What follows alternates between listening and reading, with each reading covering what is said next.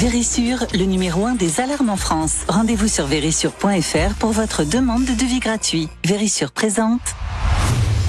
Sud Radio, parlons vrai chez Bourdin, 9h-10h, Jean-Jacques Bourdin. Le projet de loi sur la fin de vie est présenté ce matin en Conseil des ministres. Inspiré des travaux de la Convention citoyenne sur la fin de vie, ce texte doit ouvrir la possibilité d'une assistance au suicide sous encadrement strict. Il portera aussi diverses mesures en faveur du renforcement de l'accès aux soins palliatifs. Le gouvernement souhaite bâtir un modèle français de la fin de vie. Il sera présenté aux députés le 27 mai, mais le gouvernement a souhaité ne pas engager de procédure accélérée sur ce sujet. Son examen par le Parlement pourrait donc s'étirer sur 2 ans si l'Assemblée nationale et le Sénat ne tombent pas d'accord. Pour parler de ce projet de loi, nous avons 2 invités ce matin par ordre alphabétique. Pierre Juston, qui est administrateur de l'Association pour le droit de mourir dans la dignité. Bonjour. Bonjour. Merci d'être avec nous. Et Erwan Lemoredec, qui est avocat, essayiste, auteur de Fin de vie en République avant d'éteindre la lumière aux éditions du Cerf, contre ce projet. Je rappelle et j'ajoute que vous êtes bénévole en soins palliatifs. Bonjour. Bonjour. Merci d'être avec nous tous les deux. Bon, ce texte vous convient ou pas, Pierre Juston? Écoutez, la dernière fois vous m'avez reçu, nous n'avions pas le texte, nous avions les déclarations du président de la République. Maintenant nous l'avons. Ce texte, nous disons simplement enfin, nous avons un texte parce que nous avons entendu depuis 44 ans, c'est l'âge de l'association pour le droit de mourir dans la dignité, puis ça fait longtemps qu'on nous balade un petit peu avec un texte. Regardons ce qu'il y a dans le texte. Oui. Je vais résumer, vous ajouterez tous les deux ce que je n'ai pas dit.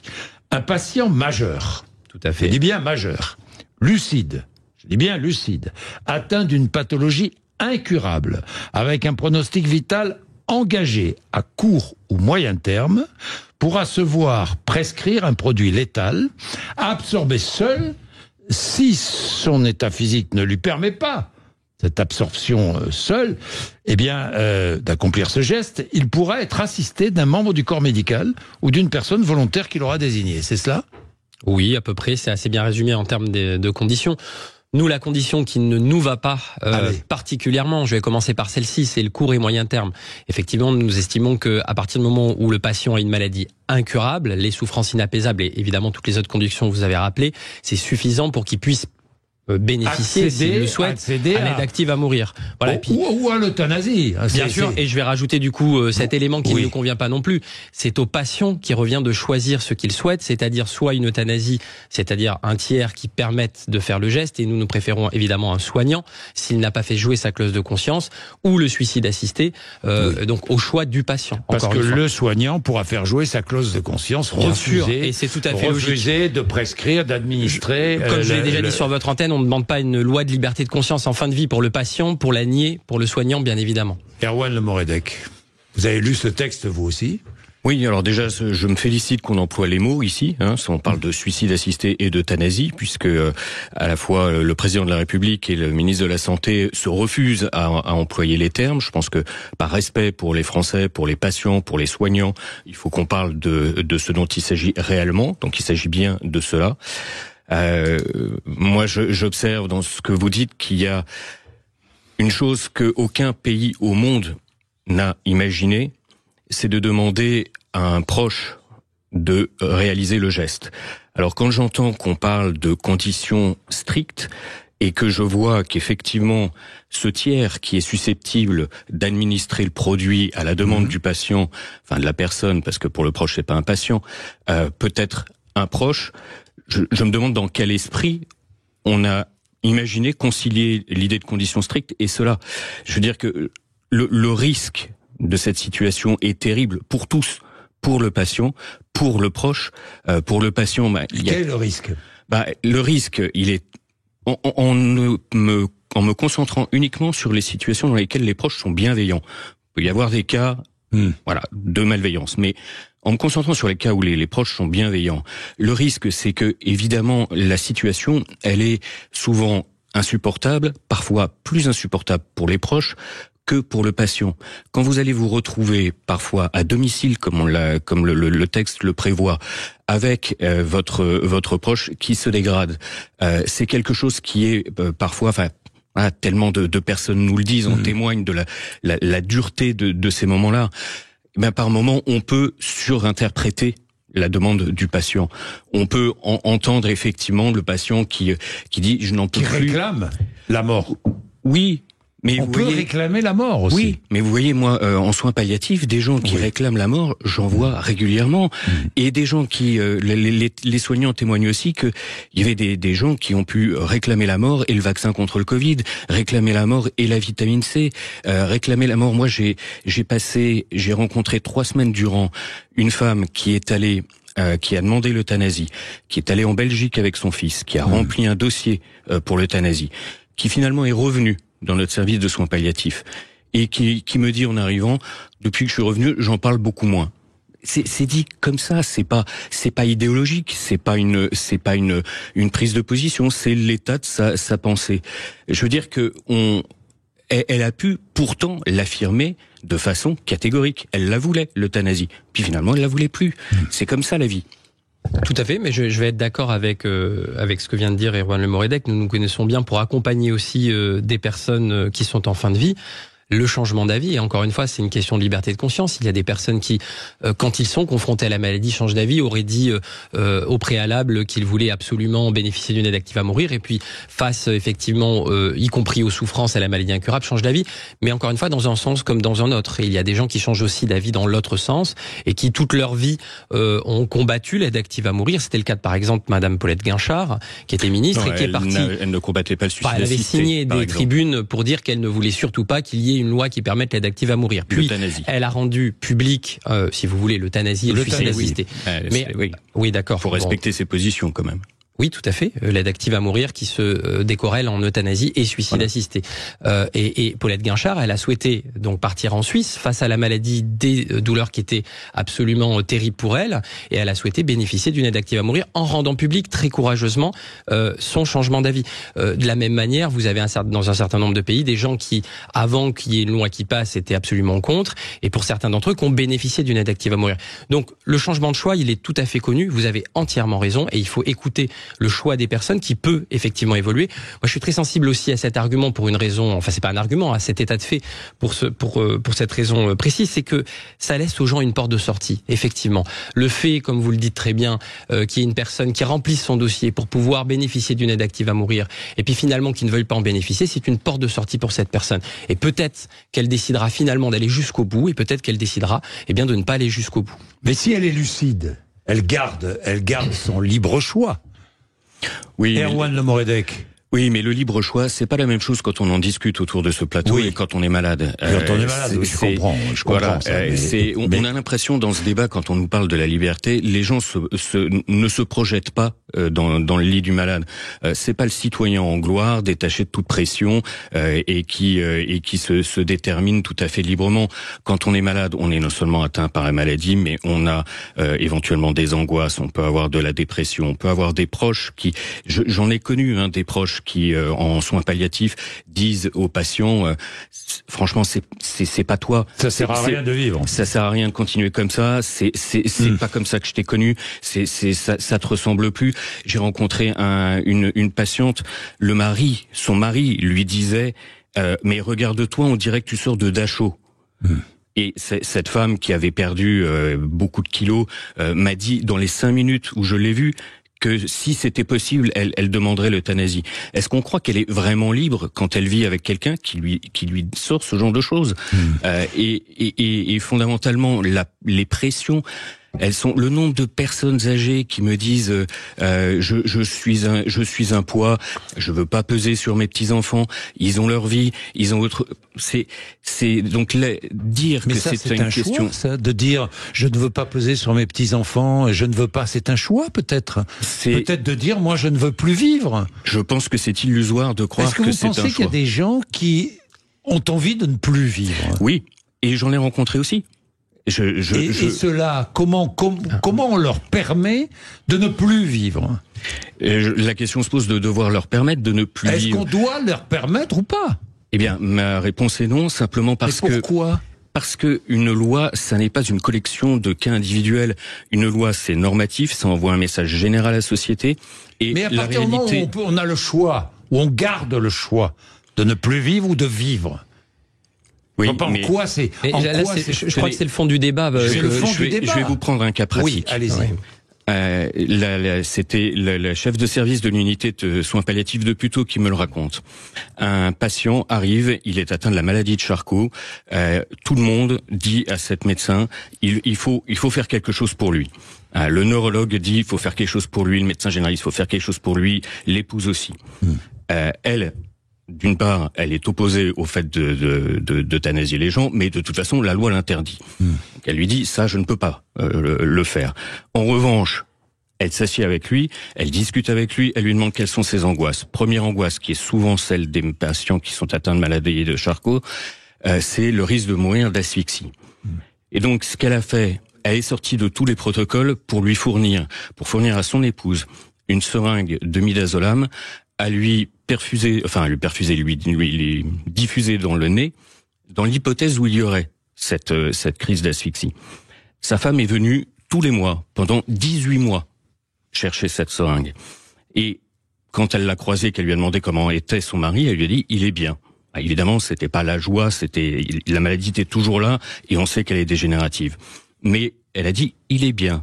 Voilà. S'il n'y avait pas la loi, eh bien, elle n'aurait pas pu envisager, elle me dit, mais moi, je m'adosse à la loi. C'est ça qui m'a permis, d'inventer, de permettre à ces gens de vivre 18 mois de plus. La loi empêcherait cette assistance. Non, mais c'est le point fondamental de désaccord que nous avons souvent avec Erwan Le Moredec. On va faire la pub, vous allez répondre. Dans un instant, à tout de suite.